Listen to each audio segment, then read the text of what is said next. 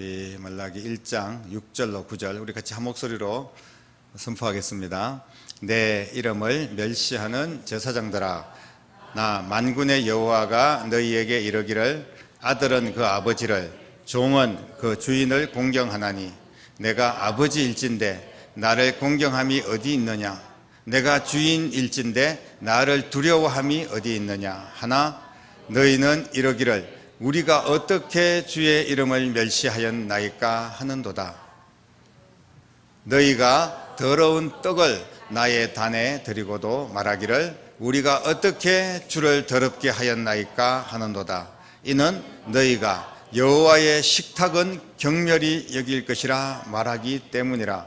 만군의 여호와가 이르노라, 너희가 눈먼 희생 제물을 바치는 것이 어찌 악하지 아니하며 전한 것 병든 것을 드리는 것이 어찌 악하지 아니하냐. 이제 그것을 너희 총독에게 드려보라. 그가 너를 기뻐하겠으며 너를 받아주겠느냐? 만군의 여호와가 이르노라, 너희는 나 하나님께 은혜를 구하면서 우리를 불쌍히 여기소서 하여 보라. 너희가 이같이 행하였으니 내가 너희 중 하나인들 받겠느냐. 아멘. 정말 1장의 말씀들 한 말씀 한 말씀들이 이스라엘 백성들을 거의 저주하는 그런 말씀들이라고 볼 수가 있습니다. 하나님이 화가 나가지고 이스라엘 백성들을 막 혼내는 그런 말씀이라고 볼 수가 있어요. 포로에서 이스라엘 백성들이 천신만고 끝에 귀환을 합니다. 그래서 학계 그리고 스가랴 이런 지도자들을 통하여서 이제 성전을 또 재건을 합니다. 얼마나 은혜가 임하였고 다시 이스라엘 백성들의 회복의 축복의 기회를 잡았습니다. 다시 하나님께서 새로운 성전을 주시고 새로운 신앙의 기회를 주시고 새로운 은혜를 부어주시려고 하나님께서 다 준비해 놓으셨어요. 수십 년이 지났는데도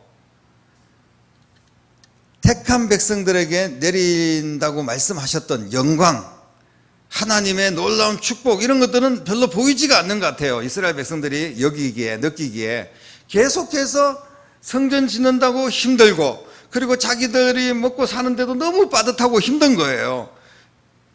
다시 말씀드리면 고달픈 생활이 계속되는 겁니다.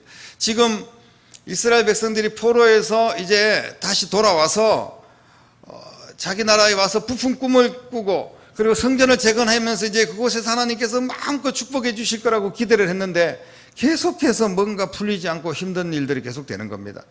그렇다 보니까 지치는 거죠. 백성들이 이 신앙이 지치고 변질되기를 시작했습니다. 오늘 말씀해 보니까 주님께서 그런 것들을 말씀하시는데 점점 더 의심이 생기고 회의에 빠지고 하나님과는 점점 더 멀어지고 그냥 형식적인 그런 신앙생활을 하는 거예요. 이런 상황에서 말라기 선지자는 하나님이 너희들에게 복을 주시지 않았기 때문에 고난이 왔을까? 아니면 너희들이 하나님 앞에 제대로 예배드리지 못하고 하나님이 기뻐하는 모습으로 살지 못했기 때문에 하나님께서 그 축복을 지금 내리지 않고 기다리고 있을까? 이거를 말씀하고 있는 겁니다. 사실 우리들이 힘들고 어렵고 고난이 찾아올 때 왜 하나님께서 나한테 이런 고난을 주십니까? 나는 열심히 신앙생활을 한다고 했는데 그 내 입장이죠. 내 입장에서는 열심히 한다고 했는데 우리에게 뭐가 달라지는 게 없이 계속 힘든 거예요. 그러면서 이제 하나님을 원망하기 시작하고 점점 하나님과 멀어지기 시작한다는 겁니다. 지금 이스라엘 백성들이 그랬다는 거예요. 그런데 말라기는 그러면 그게 원인이 누구에게 있을까? 이거를 물어보는 겁니다. 하나님에게 원인이 있을까요? 하나님께서 정말 그렇게 잘하는데 눈에 넣어도 아프지 않고 너무너무 최선을 다하고 열심히 예배드리고 열심히 하나님 앞에 희생의 제물을 드리고 그렇게 하는 이스라엘 백성들에게 계속해서 어려움과 고난을 주었을까요? 하나님은 그런 분이 아니십니다. 하나님께서 하나님을 존중히 여기는 이스라엘 백성들에게 나도 너희들을 존중히 여기겠다고 약속을 했거든요. 근데 그 존중히 여긴다는 의미는 그냥 단지 너 참 괜찮다 잘했다 이렇게 칭찬만 하는 것이 아니라 물질적으로 또 건강으로 또 자녀들에게 모든 것에 대해서 하나님께서 최고의 축복을 주시겠다는 존중이 여긴다는 의미가 그런 것이 담겨져 있습니다.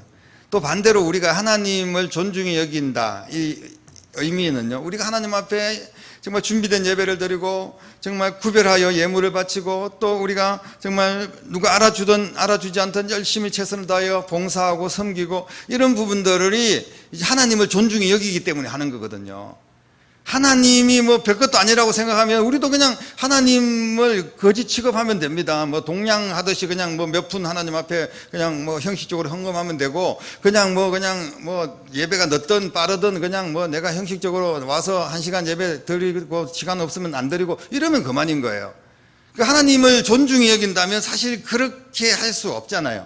지금 말라기 선지자는 그런 것들을 이야기를 합니다. 그러면서 이스라엘 백성들이 깊은 영적인 잠에 빠지고 암흑기가 찾아온 겁니다. 그래서 몇백 년간 그 선지자도 이제 나타나지 않고 말씀도 임하지 않는 그런 시대가 이제 된 거죠. 오늘 말라기서를 통하여서 우리가 잃어버린 신앙의 본질이 도대체 뭔가 이것을 깨닫고 다시 회복하기를 원하시는 하나님의 심정이 선포되는 말씀을 통하여 여러분들이 그 심정을 듣고 깨닫고 회복되는 역사 있기를 주님의 이름으로 축복합니다. 오늘 6절부터 이제 본문을 시작을 했는데 처음부터 느닷없이 이렇게 이야기합니다. 내 이름을 멸시하는 제사장들아, 이렇게 뜻밖의 음성을 들려주셨습니다. 제사장들이 도대체 누굽니까? 하나님을 가장 가까이 섬기는 자들 아닙니까? 그런데 제사장들이 타락하면서 그 이스라엘 백성이 다 타락을 한 거예요. 오늘날은 뭐 목사님들이라고 이야기할 수도 있겠지만 목사님들뿐 아니라 모든 성도들이 오늘날은 이제 예수님의 이름으로 하나님 앞에 갈 수 있는 정말 모두가 만민이 다 제사장 아닙니까? 그렇다면 믿는 우리들에게 다시 한 번 더 주님이 음성을 들려주는 거예요. 그 대표적으로 뭐 주의 종들에게도 하시는 말씀일 수도 있지만 우리 뭐 교사들이라든지 또 뭐 찬양단이라든지 봉사하는 여러분들 우리 또 뭐 특별한 봉사를 하지 않더라도 성도로서의 그런 직분을 가지고 사명을 가지고 나아가는 모든 자들에게 주시는 말씀입니다. 오늘 제사장들에게 뭐라고 이야기하고 있냐면 내 이름을 너희들이 멸시했다, 이렇게 말씀을 하십니다. 황당한 이야기가 아닐 수가 없습니다.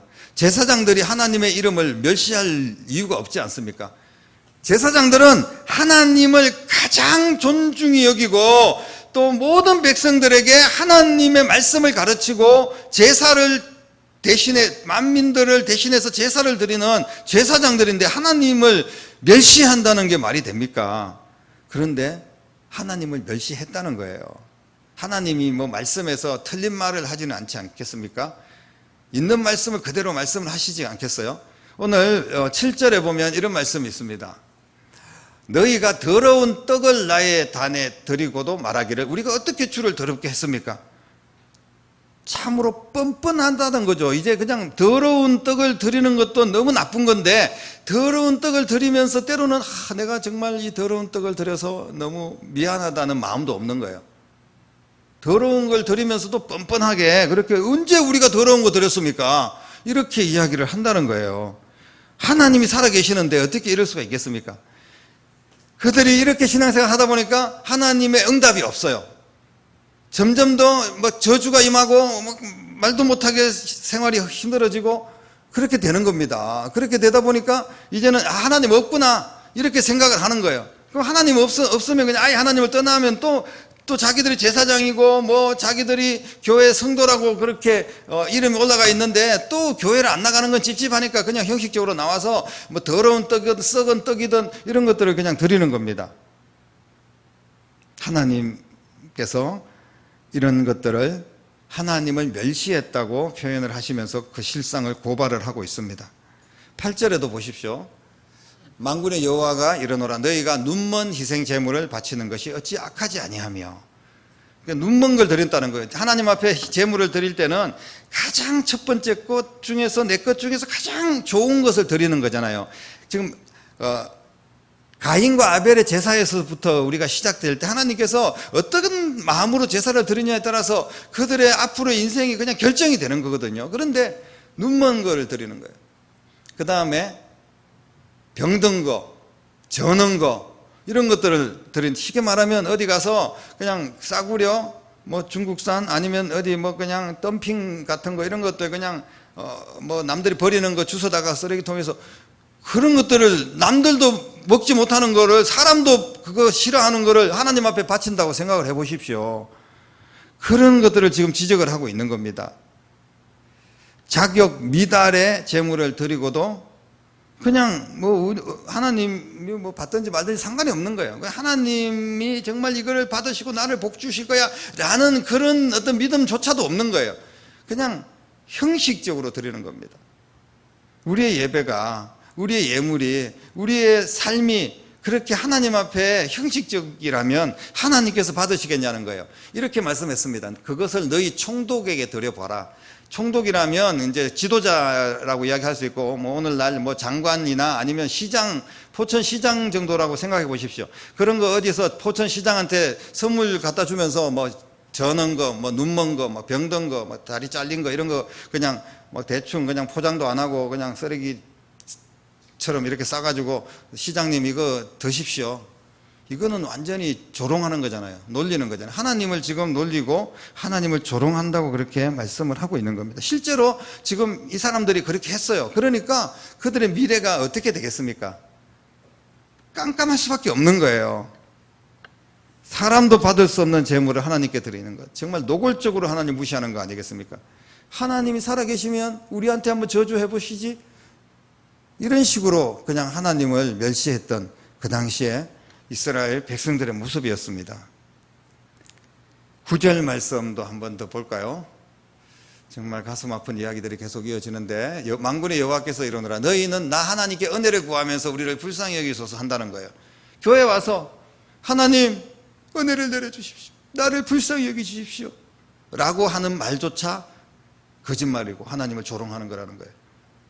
일부러 그렇게 하는 겁니다. 외식하는 거죠. 바리새인들이 막 큰 데서 그냥 막 해가지고 큰 소리로 기도하고 막 남들이 보여주려고 일부러 금식하면서 나 막 금식했어 막 그런 이야기들 하고 그거랑 똑같은 겁니다.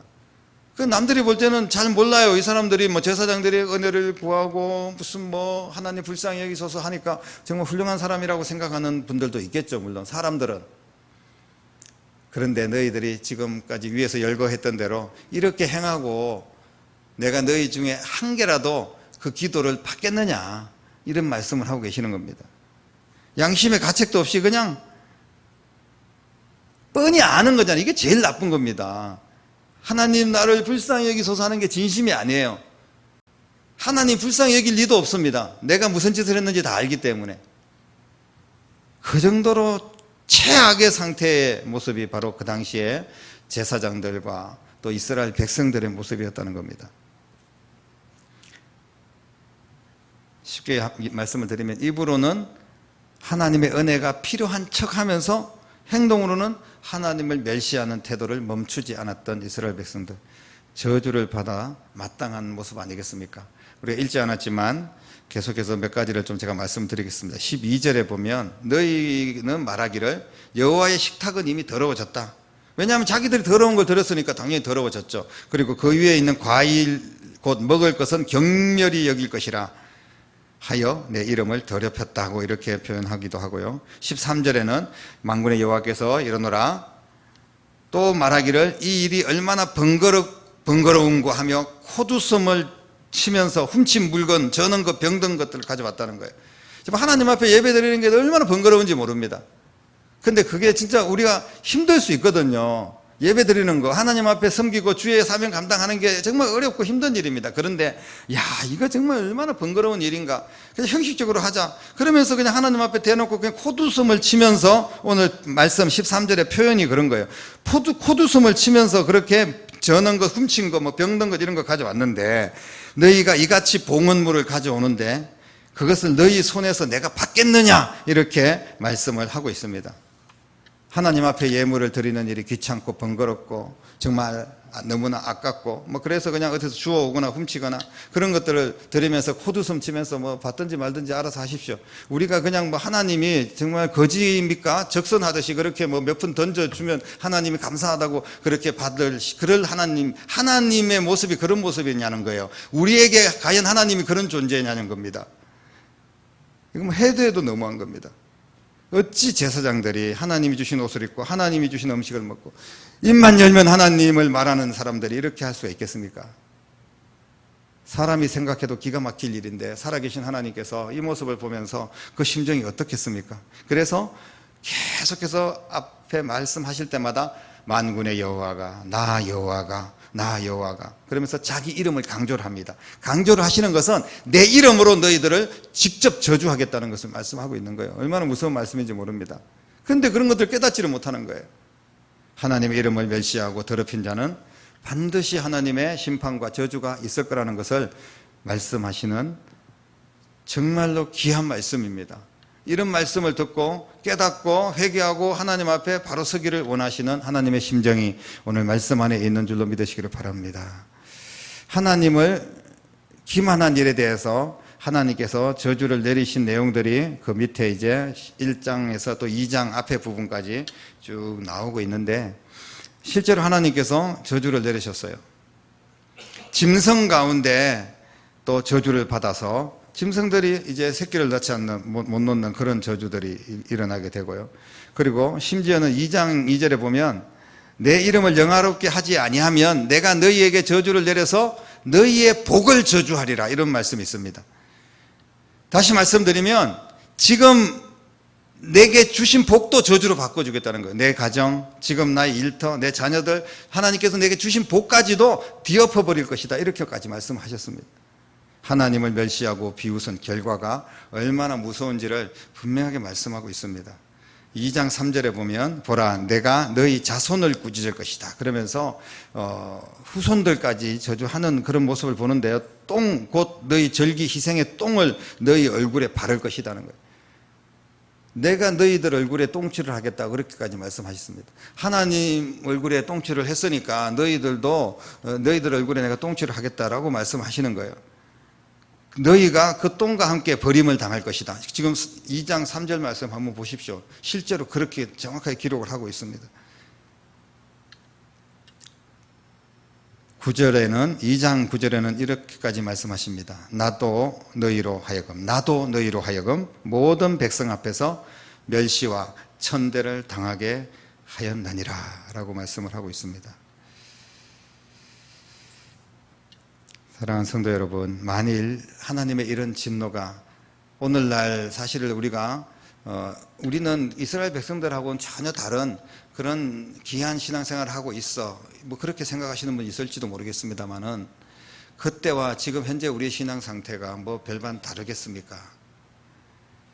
만약에 그 당시에 그런 저주를 오늘날도 똑같이 적용을 해서 우리에게 내린다면 살아남을 사람이 없을 겁니다. 생각만 해도 끔찍한 일이 아닐 수가 없습니다. 그렇다면 우리는 오늘 우리의 모습을 반드시 이 말씀에 비추어서 살펴봐야 될 줄로 믿으시기를 바랍니다. 여러분들은 지금 얼마나 하나님을 존중히 여기고 있습니까?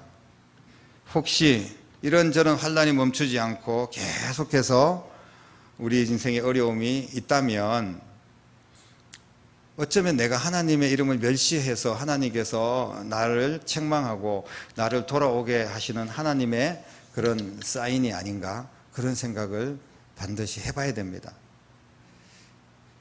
어떤 삶이 하나님 멸시하는 삶이냐 하면요, 아까 뭐 이스라엘 백성들을 통해서 다 알고 있지만 우리가 좀 더 우리에게 적용을 하자면 형식적인 신앙입니다. 마지못해서 흉내는 내는데 마음은 하나님께서 떠나는 그런 사람입니다. 하나님께서 원하시는 그런 일들인데 그냥 이리저리 빠져나가고 하나님이 원하는 일들 하지 않고 내가 원하는 대로 하겠다는 거예요. 하나님이 하시는 일은 우습고 비웃고 업신여깁니다. 하나님의 살아계심을 무시하고 행동하는 모든 것이 하나님의 이름을 멸시하는 거라는 거예요. 구체적인 것들은 여러분들이 내가 과연 내 자신을 한번 적용해 보면서 과연 내가 하나님을 멸시하는 그런 부분들이 내 안에 없나 살펴보시기를 바랍니다. 하나님의 이름을 멸시하는 일이 제물을 드리는 일과 제사를 드리는 자, 그 제사장들에게서 일어났다. 이 말은 뭐냐 하면 예배가 무너졌다는 이야기입니다. 예배가 다 끝장이 났다는 거예요. 예배가 무너지는 것은 하나님의 이름이 멸시와 조롱을 당하고 있다는 겁니다. 이스라엘 백성들이 복을 받는 것은 예배를 통하여서 하나님께서 그 제사를 받으시고 복을 주시는데 제사가 엉망이에요. 막 썩은 거 드리고 형식적으로 드리고 막 비웃고 그냥 지멋대로 그냥 그렇게 제사를 드리는데 완전히 예배가 다 무너졌습니다. 예배라는 것은 하나님의 이름을 존중히 여기는 가장 귀한 시간입니다. 하나님 오늘 우리에게 무너진 예배를 다시 세우기를 원하시는 줄로 믿으시기를 바랍니다. 지금 나는 하나님 앞에 어떻게 예배를 드리고 있습니까? 예배는 나를 하나님께 드리는 시간이라는 것을 믿음으로 고백하는 겁니다. 하나님에 대한 잘못된 생각과 태도는 내가 하나님을 멸시하는 거라는 거예요. 내 것을 구별하여 하나님께 거룩하게 올려드리는 신앙의 고백, 이게 바로 예배 아닙니까? 더럽혀진 성전을 채찍으로 청소했던 예수님을 여러분들은 기억하고 계십니까? 지금 이 상태가 몇백 년 동안 계속돼서 예수님 당시까지 그렇게 된 거예요. 그래서 이스라엘 백성들이 뭐 바리새인도 있고 제사장들도 있고 이런데 이 사람들 다 이권에 막 매어 있고 그러다는 예수님이 나타나니까 예수님을 때려잡아 죽이려고 하고 실제로 예수님을 죽인 장본인들이 바로 이런 사람들이라는 거예요. 얼마나 이 저주가 계속 이어져서 예수님을 십자가에 못 박아 죽인 그런 대역 죄인이 되었던 겁니다. 예수님께서 성전에 가니까 뭐 비둘기 팔고 돈 바꾸고 막 이런 사람들이 있었습니다. 교회가 막 썩을 대로 썩은 거예요. 돈 바꾸면서 또 몇 푼 남겨 먹고 지금 미리 예물을 준비하고 예배를 준비하고 정말 하나님 앞에 최선을 다해 예배 드려야 되는데 그냥 급하게 와가지고 쭉 비둘기 1등급, 2등급, 3등급 쭉 있습니다. 10만원짜리, 5만원짜리, 3만원짜리, 만원짜리, 만원짜리는 아예 그냥 죽은 거, 뭐 아니면 뭐 코로나 바이러스 걸린 걸 수도 있겠죠. 그런 것들을 그냥 파는 거예요. 그럼 그거 하나 막 급하게 사가지고, 가가지고 그냥 하나님 앞에 예배 드린답시고 던져주고 온다면 그걸 하나님께서 받으시겠습니까? 그래서 막 너희들은 하나님의 성전을 강도의 소굴을 만들었구나. 그러면서 예수님께서 막 채찍을 하면서 그 있는 돈 바꾸는 거, 그 다음에 그 뭐 비둘기 뭐 이렇게 모아놓은 상자 같은 거 다 끌어 엎었지 않습니까? 올바른 예배만이 우리가 살 길인 줄로 믿으시기를 바랍니다. 하나님을 존중히 여긴다면 먼저 구별된 예배를, 준비된 예배를 하나님 앞에 드리시기를 바랍니다. 하나님으로 충만한 다른 생각이 아니라 오직 하나님께 집중하고 말씀에 집중하며 내게 주시는 은혜가 때로는 큰 위로가 될 때가 있고요. 어떨 때는 오늘 예배가 나한테 엄청나게 부담이 되고 책망을 주실 때도 있습니다. 교훈을 주실 때도 있고. 근데 그것을 하나님의 말씀이기 때문에 받아들이라는 거예요. 어떤 거는 배척하고 어떤 거는 취사 선택하고 이런 것이 아니라 그냥 뭐 예배 시간에 뭐 예를 들면 핸드폰이나 꺼내놓고 뭐 그렇게 아이들 예배를 보면요 정말 기가 막힙니다. 뭐 졸고 앉아있고 그냥 아무런 생각이 없습니다. 그냥 뭐 우리가 다음 세대의 여름에 특별히 교육해야 되는 것은 아이들이 올 때 교회 오면서 청년들이 학생들이 뭐 슬리퍼 끌고 와가지고 그냥 뭐 아무렇게나 그냥 뭐 세수도 안 하고 와가지고 하나님 앞에 예배 드린다고 그러고 앉아있고 뭐 아무런 예물은 준비되어 있지 않고 뭐 찬양하는 데는 입 딱 다물고 눈 감고 있고 여러분 그런 예배를 하나님께서 어떻게 받으시겠습니까? 우리가 그런 것들을 가르쳐야 됩니다. 특별히 교사들이 먼저 모범이 되시고 또 아이들에게 꼭 가르치시기를 주님의 이름으로 축복합니다. 예배를 드리는 또 예물을 준비하는 것도요 나를 드리는 거기 때문에요 우리가 부끄러운 모습으로 나를 내어놓아서는 안 됩니다. 최선을 다해야 돼요. 예배는 하나님의 이름을 가장 존중히 여기는 그런 삶입니다. 그렇기 때문에 예배보다 더 귀한 일은 내 인생에 없다 이런 마음으로 모든 예배의 어느 한 부분도 놓치지 않고 최선을 다해서 하나님 앞에 드리는 그런 습관을 가지시기를 바랍니다. 그러면 다 회복이 되게 되어 있어요. 예배가 회복됨으로 말미암아 우리의 모든 인생이 다 회복되게 되어 있습니다. 여호와를 멸시하는 자와 여호와의 이름을 존중히 여긴 자 모두를 주님께서 잊지 않을 겁니다. 오늘 말라기서는요 결과적으로는 보면 여호와를 막 멸시하는 너희들은 저주가 임한다 이렇게 말씀하시지만 그 안에 계속해서 포함되어 있는 말씀이 뭐냐면 내 이름을 존중히 여기는 자를 내가 너희들 그런 자들을 존중히 여기겠다. 100명이 있어서 그 한 사람이 주님이 찾으시는 예배자라면 그 한 사람을 내가 존중히 여기고 정말 그 한 사람을 통해서 일하시겠다는 거예요. 모든 사람들이 다 타락하고 엉망진창이지만 노아 한 사람 때문에 다시 하나님께서 세상을 다 썰어버리지 않고 그 노아의 한 사람, 노아의 가족들을 통하여서 다시 세상을 새롭게 일으키시는 것을 보게 됩니다. 사랑하는 성도 여러분, 하나님 앞에 신앙생활할 때 다른 거 보지 마시고요, 하나님이 찾으시는 그 한 사람이 되시기를 주님의 이름으로 축복합니다.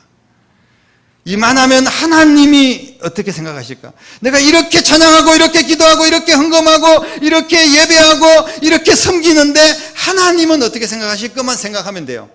그거는 뭐 목사님이 어떻게 생각할지, 뭐 옆집에 누가 어떻게 생각할지, 아니면 뭐 어떤 다른 성도들이 어떻게 생각할지는 우리가 그런 것들은 생각할 필요가 없습니다. 하나님이 어떻게 생각하실지만 집중하면 다른 것들은 다 아름답게 다 해결이 되게 되어 있어요. 사랑하는 성도 여러분, 우리의 인생에서 이제는 다시는 하나님을 멸시하는 그런 예배자가 되지 않기를 바랍니다. 그리고 이제부터 정말 하나님을 존중하는 마음으로 최선을 다하여 하나님 것을 구별하고 하나님의 말씀 앞에 순종하고 하나님의 뜻을 따라 하나님께 예배하는 여러분 될 수 있기를 바랍니다. 그랬을 때 하나님께서 이스라엘 백성들을 다 망하게 하시겠다는 것이 아니라 그런 자들을 통하여서 회복시키시고 다시 이스라엘을 복은 재건시키시고 또 예수님을 보내셔서 구원해 주시고 그 한두 사람의 하나님께 온전한 예배를 드리는 그 사람을 통하여서 하나님께서 영광을 받으신 것을 믿습니다. 오늘 바로 하나님이 찾으시는 그 교회가 우리 교회가 되고 하나님이 찾으시는 그 교사가 여러분들이 되고 하나님이 찾으시는 그 성도가 저와 여러분들이 될 수 있기를 주님의 이름으로 간절히 축원합니다.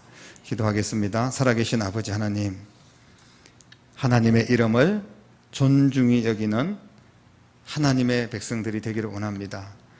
입술로만 존중히 여기는 것이 아니라 나를 불쌍히 여기소서 말만 하고 우리의 행동, 우리의 생각은 완전히 다르게 살아가는 그런 인생이 아니라 내 중심에서 하나님을 존중히 여기고 온전하게 하나님이 기뻐하는 예배를 드리기를 원합니다. 내 인생의 가장 소중한 것으로 하나님 앞에 드릴 줄 알고 하나님을 섬길 수 있는, 하나님을 첫 자리에 놓고 최고의 자리에 항상 놓고 주님께 예배할 수 있는 거룩한 하나님의 자녀들이 되어서 하나님의 존중함을 받아 놀라운 은혜와 축복을 자손들까지 다 누리기에 부족함이 없는 귀한 성도들이 될 수 있도록 은혜를 베풀어 주시옵소서. 살아계신 예수님 이름으로 간절히 기도드립니다. 아멘.